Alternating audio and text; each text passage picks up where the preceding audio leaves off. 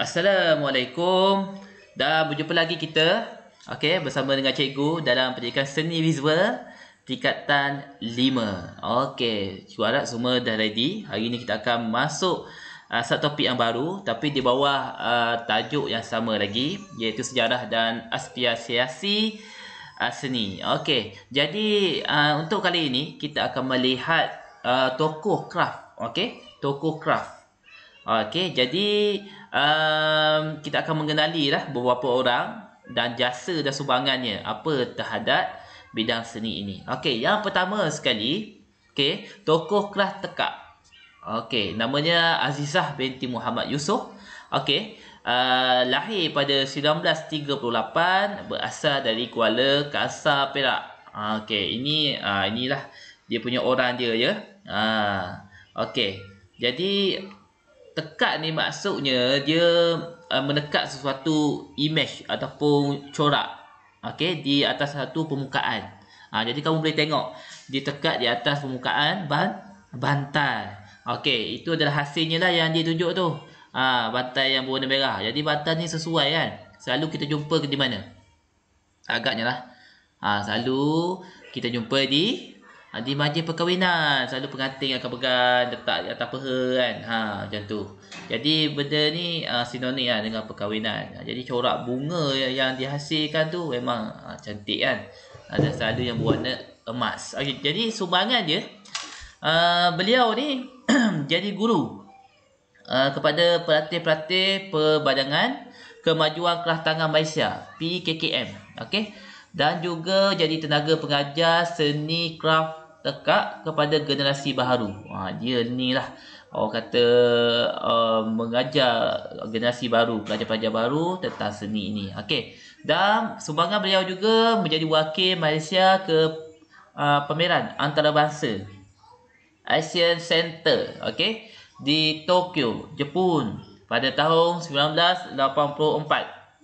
Jadi pemaju masyarakat dalam bahagian kelas latihan KLK emas Kuala Kangsar dan Perbadangan Kemajuan Kelas Tangan Cawangan Perak dalam bidang tekatan benang emas selama 12 tahun. Lama tu kan. Satu tempoh yang lama dalam pelibatan dia dalam menghasilkan tekatan benang emas ni. Jadi beliau juga dilantik sebagai juru tunjuk oleh Kementerian Belia dan Sukan pada tahun 1998. Antara anugerah yang dia pernah dapat, yang pertama adalah Anugerah Ahli Mangku Negara AMN pada 6 Jun 2009 oleh Yang di-Pertuan Agong. Yang kedua, Anugerah Perhargaan Pelancongan Negeri Perak pada 14 Julai 2007. Anugerah Yayasan Kesenian Negeri Perak oleh Yayasan Kesenian Negeri Perak 1998. Anugerah Karyawan Perak Sepanjang Zaman pada 18 Julai 1998. Adi Guru Kraft Tekatan Benang 1995. Ini banyak anugerah yang didapat dalam kehidupan dia. Seterusnya, tokoh kelas tenunan Songket.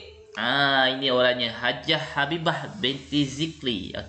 Jadi latar belakangnya lahir pada tahun 1948. Berasal dari Cendering, Kuala Terengganu. Tempat cikgu ni. Ini tempat dia. Tempat dia, inilah hasil dia yang dia hasilkan tenunan. Boleh jadi sarung bantal kan. Ini cantik lah. Sumbangannya banyak hasil karya beliau yang digunakan oleh organisasi korporat. Anugerah Adi Guru Kelas Tenunan Songket pada tahun 2007. Beliau menerima anugerah Best Traditional Tekstil dalam pertandingan Tekstil Asian pada tahun 1987 di Jakarta. Pada tahun 1983, beliau telah menyertai pertandingan Wicitra Anjura PKKM pada tahun 1984.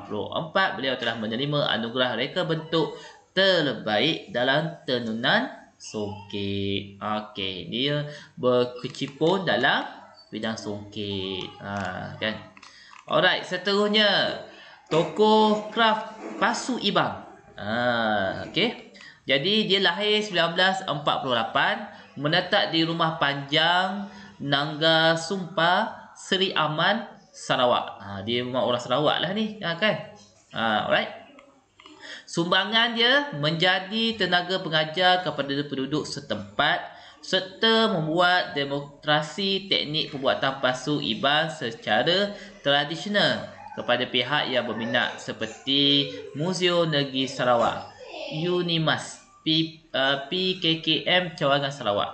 Membuat demonstrasi pasu ibang di PKKM Langkawi pada tahun 1987 dan luar negara seperti di negara Jepun pada tahun 1991. Dilantik sebagai juru demo semasa penggambaran dokumentasi mengenai pasu tradisi ibang oleh Kraft Tangan Malaysia.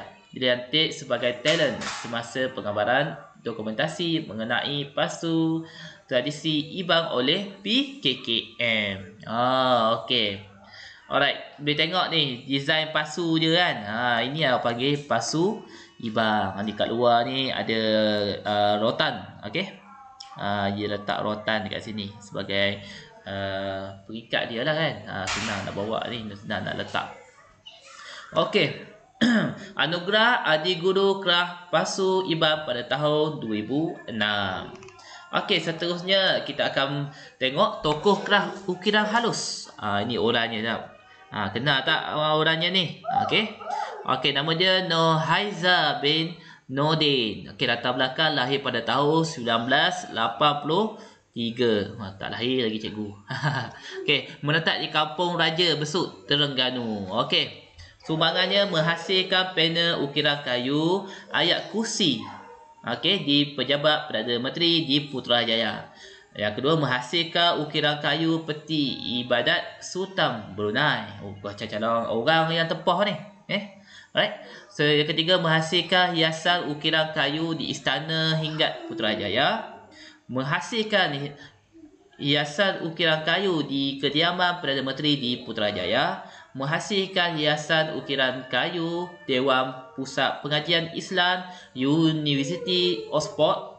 Menghasilkan 15 unit ukiran hulu keris Exco Kerajaan Negeri Terengganu. Menghasilkan 2 bilah keris untuk Yang di-Pertuan Agong. Menghasilkan tempahan cokma untuk Universiti Malaysia Kelantan. Dia memang bergiat dalam bidang ukiran kayu. Okey. Tengok contoh. Ini yang dinamakan ukiran kayu bunga timbul. Kita boleh tengok bunga-bunga tu timbul kan. Kita boleh rasa. Itulah maksudnya dengan timbul. Okey. Okey, anugerah dia Adi Guru Kraft Ukiran Halus pada tahun 2011. Menerima anugerah Seni Negeri Terengganu pada tahun 2005. Okey, seterusnya kita tengok tokoh kraft ukiran kayu. Okey, ni orangnya kan. Wan Mustafa bin Wang Su. Okey, lahir pada tahun 1939, berasal dari kampung Alo Lintang, Besut, Terengganu. Ramai orang Terengganu kan. Okey, jadi sumbangan memberi latihan dan bimbingan kepada pengukir muda yang berminat mendalami seni ukiran tradisional.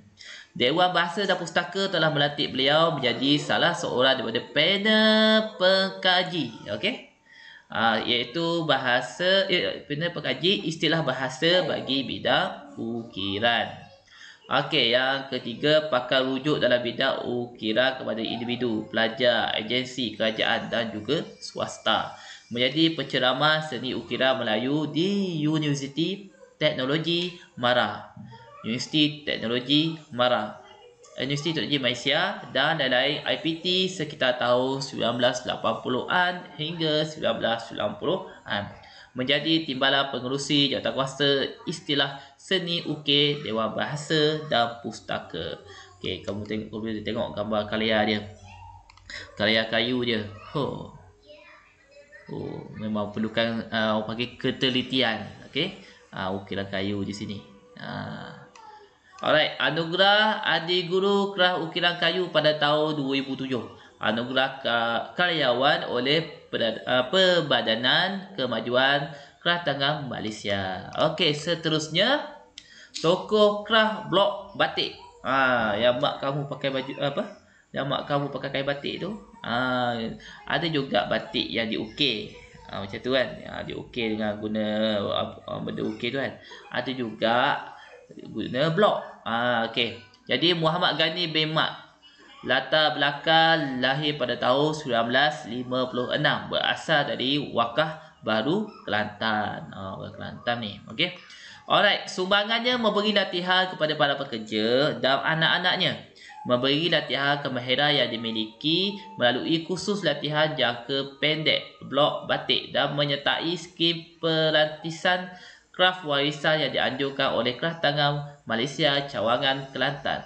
Blok batik yang dihasilkan oleh Muhammad Ghani Mat pernah digunakan semasa pameran batik sempena pertandingan Piala Seri Endong bertempat di PWTC Kuala Lumpur. Okey, anugerah dia Adi Guru Kerah Blok Batik pada tahun 2011.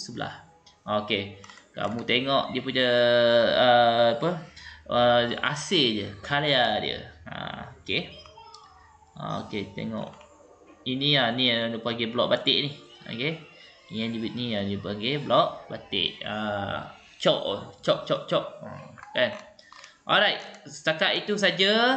Okey, kita dah sentuh ke 6 tokoh kraf ukiran kayu. Okey, tokoh kraf ukiran ukiran kayu, ada blok batik. Okey, ada tekak, ada ukiran halus, ada pasu. Okey, ada songket.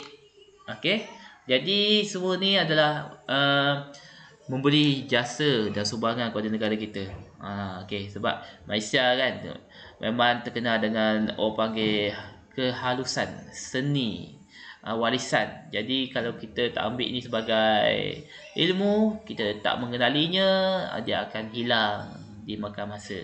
Okey, kesimpulannya, cikgu harap kamu dapat mengenali ke 6 tokoh tadi yang disebut yang cikgu sebut tadi, namanya, sumbangan dia. Okey. Alright, selepas ni kamu akan menjawab kuis. Selamat jawab kuis. Okey. Alright, setakat ini saja penerangan cikgu. Assalamualaikum.